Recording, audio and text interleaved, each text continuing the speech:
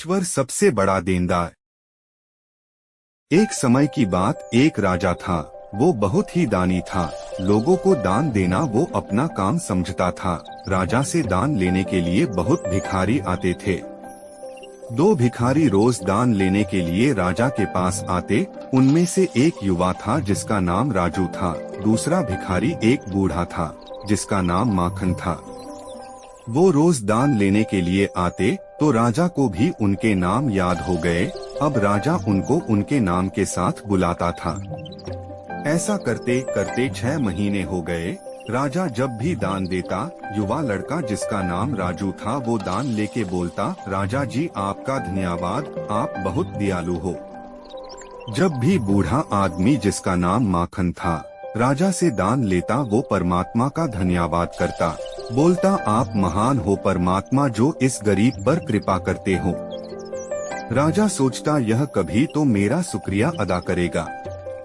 बहुत दिन निकल गए। अब राजा को गुस्सा आने लग गया।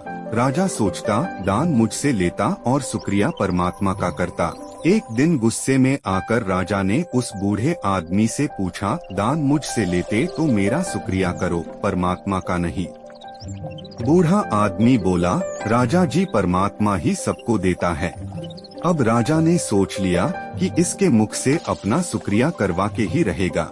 अब राजा रोज ऐसा करता जिससे उस युवा लड़के को ज्यादा धन मिले और उस बूढ़े आदमी को कम, परंतु होता उल्टा ही। एक दिन राजा ने उस युवा लड़के को एक तरबूज दिया और उस बूढ़े आदमी को पैसे।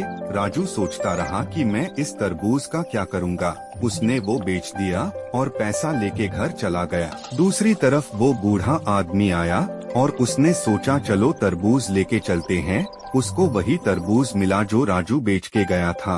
बूढ़े आदमी ने तरबूज काटा तो उसको अंदर से सोने की खूब सारी मोहरें मिली, जिससे वो अमीर बन गया।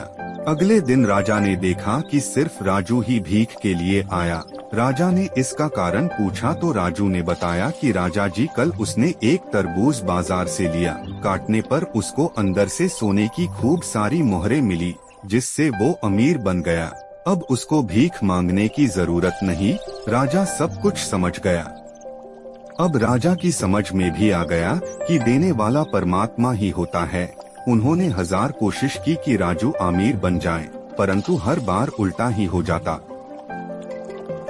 दोस्तों, इस कहानी से हमें भी यही सीखने को मिलता है कि जो कुछ देता है वो परमात्मा देता है। हमें उसका शुक्रिया अदा करना चाहिए, क्योंकि जो हमें मिला बहुतों को वो भी नहीं मिला। धन्यवाद।